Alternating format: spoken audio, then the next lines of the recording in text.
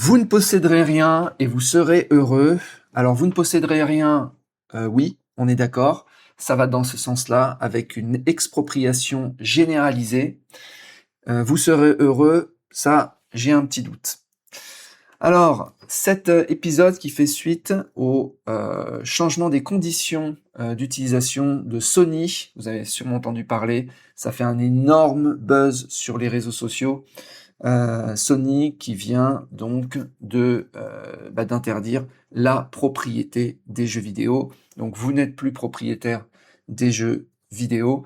Donc l'expropriation qui touchait à la base les banques, les plateformes, s'étend à d'autres domaines. C'est absolument hallucinant ce qui est en train de se passer. À l'époque, on achetait une cartouche, on la mettait dans notre Mega Drive, notre Super Nintendo, elle était à nous. Nous en avions la propriété, on pouvait la revendre, on pouvait l'échanger, etc. Ce monde est révolu. Aujourd'hui, vous achetez des licences et vous pouvez vous faire bannir de la plateforme Sony. Et mettons que vous avez acheté une centaine de jeux, vous vous faites bannir, toujours le bannissement, comme pour les banques, comme pour les réseaux sociaux, le bannissement qui est arbitraire avec des faux positifs de plus de 99%.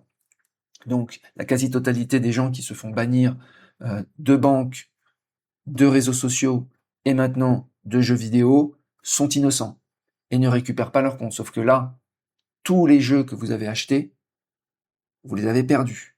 Et ils ont mis carrément dans les conditions d'utilisation, les gens sont en train de péter les plombs sur les réseaux sociaux, le maximum de remboursement de Sony, si vous perdez tout, donc potentiellement des milliers, voire des dizaines de milliers d'euros de jeux, de licences que vous avez achetés, le maximum que Sony peut vous rembourser, c'est 100 euros. Voilà.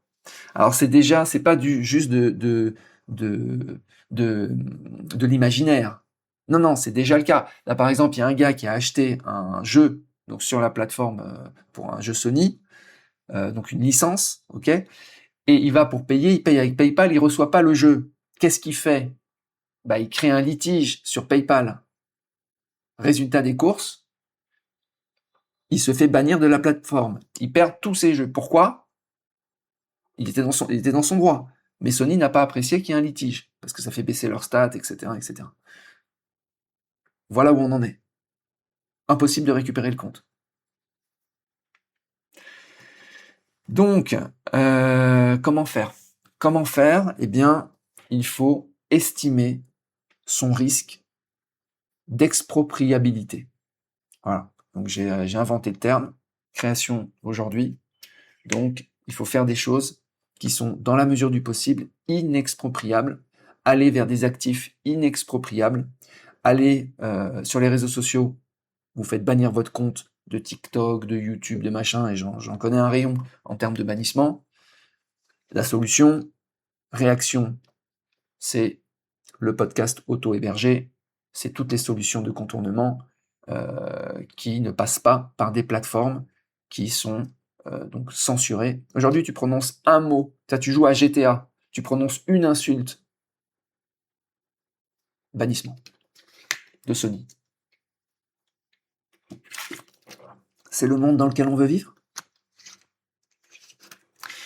Alors je pense que il faudrait créer un score d'expropriabilité qui fonctionnerait donc par plateforme, par entreprise. Donc Sony, on lui mettrait un score. Les banques, on leur mettrait un score. Les pays, il y a des pays où il y a plus de censure que d'autres. Voilà. Et donc, aujourd'hui, je pense qu'il faut faire très attention là où on met les pieds. Quels sont les risques, en gros, de se faire clôturer, geler son compte, bannir, et donc de tout perdre. Alors, dites-moi si ça vous intéresse, que je fasse un épisode complet sur la conception de ce score d'expropriabilité, parce que on peut le faire. Et là, ça risque de faire très très mal. Parce que les gens, quand ils iront choisir donc une banque, ils auront un score en face avec le risque qu'ils ont de se faire geler leur compte. Si vous avez l'habitude de vous acheter une baguette de pain à 1 euro tous les jours, mais que vous changez cette habitude, et qu'un jour, vous achetez une baguette de pain à 4 euros, parce que vous avez envie de vous faire plaisir pour acheter un pain bio, certaines banques vont détecter un changement de votre comportement et risquent de geler votre compte. Mais pas toutes les banques, seulement certaines, qui ont des systèmes de détection défaillants. Et aujourd'hui, on peut mettre une note là-dessus. On sait lesquels ont des algorithmes complètement foireux qui vont bloquer les comptes. Parce que on a, par exemple, les retours des utilisateurs, on a le Trustpilot. On peut aller scraper du Trustpilot pour aller détecter si à un moment donné, par exemple, à un moment donné sur N26, c'était une catastrophe, tous les comptes se bloquaient. Maintenant, c'est un peu plus calme, mais ça peut repartir. Et ça, il faudrait un indicateur qui suive, en fait, tout ça. Je pense que je vais terminer député européen pour aller faire un peu de lobby pour cette mesure. Alors, dans l'état actuel des choses, on n'a pas ces scores d'expropriabilité, donc il faut être au courant, s'informer des lois en vigueur. Je vous donne un exemple. Par exemple, je me suis fait geler mon compte bancaire en Thaïlande sur la simple raison que mon visa ne permettait pas d'avoir ce compte bancaire. Ils ont décidé à un moment donné qu'on ne pouvait pas l'avoir. Ils ont gelé le compte. Donc il faut être au courant des lois qui changent. Il faut s'informer tout le temps. Okay ? Dans l'Union européenne, on sait que c'est une catastrophe, mais toutes les banques ne sont pas au même niveau.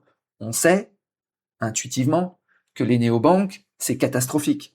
La plupart des gens sur Objectif Renta, la plupart des gens qui me contactaient avec des comptes gelés, c'était quasiment tout le temps avec Trade Republic, par exemple. Et un Trade Republic qui a pris acte du problème et qui a investi des millions d'euros. On ne sait pas si ils ont réglé le problème, mais ils ont compris que c'était totalement défaillant, vu que 100% des comptes bloqués des gens qui m'ont contacté, 100% des gens étaient innocents. C'était que des faux positifs.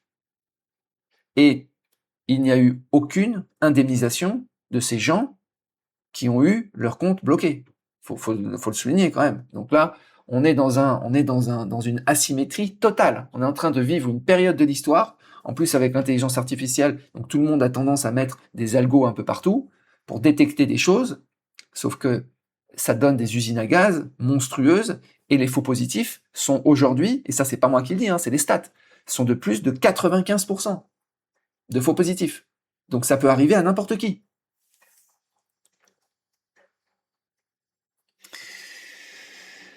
Donc, en cas d'erreur et de rétablissement du compte, si vous avez cette chance, l'entreprise ayant commis le préjudice sera contrainte de verser un montant minimum de, aujourd'hui, 0.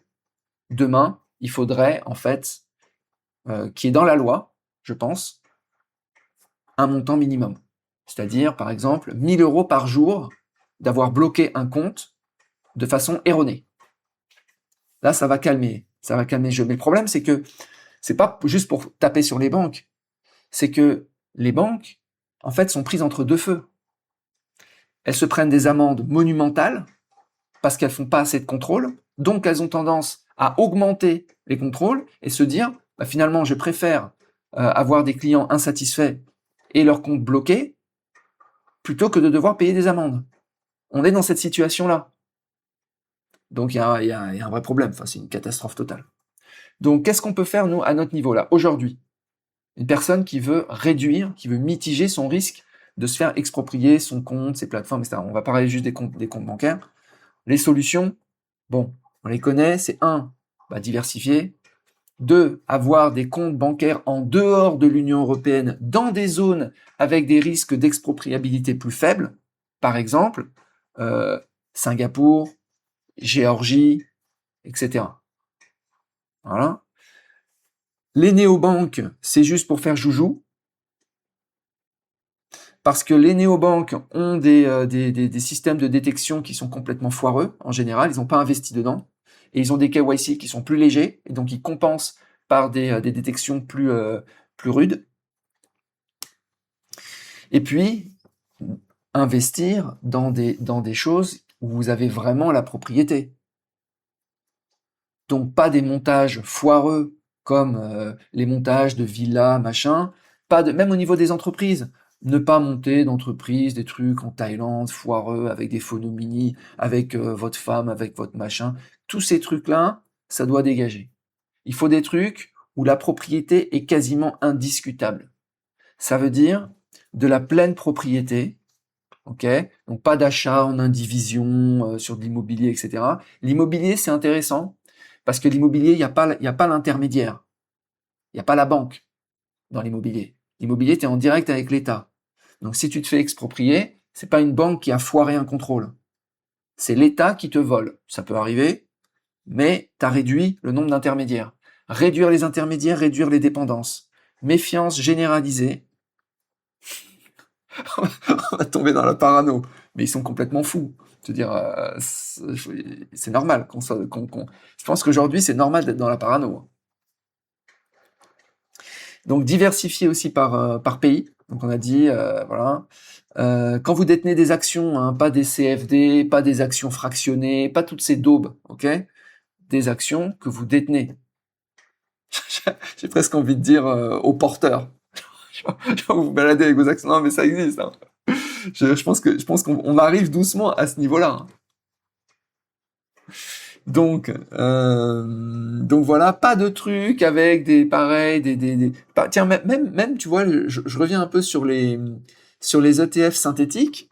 Donc avec derrière, il y a une petite opacité, il faut qu'il y ait une banque derrière, avec un échange, un swap entre la performance d'un panier de machin, de trucs. Laissez tomber, laissez tomber. Trop compliqué, trop bordélique, trop sujet à l'expropriation.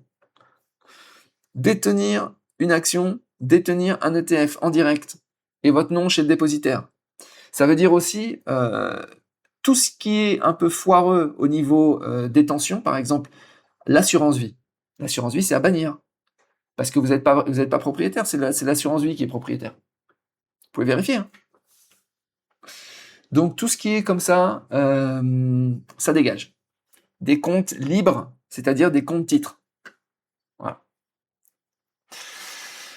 Alors voilà, si vous avez d'autres idées, vous pouvez mettre en commentaire sur le site directement markblogosky.com juste en dessous de l'épisode. Ensuite, vous connectez, c'est gratuit, vous mettez votre email, vous connectez. Ensuite, la connexion, elle reste ad vitam aeternam. Vous pouvez commenter les commentaires, vous pouvez mettre des avis, vous pouvez discuter avec Marc GPT aussi. Il connaît tous mes épisodes. Vous pouvez voir tous les épisodes en avant-première aussi en prenant l'abonnement annuel. Et si vous voulez des conseils concernant les ouvertures de comptes dans les différents pays, etc., etc., surtout sur l'Asie du Sud-Est, vous pouvez prendre un coaching. Je vous souhaite une très bonne journée et je vous dis à bientôt. Ciao.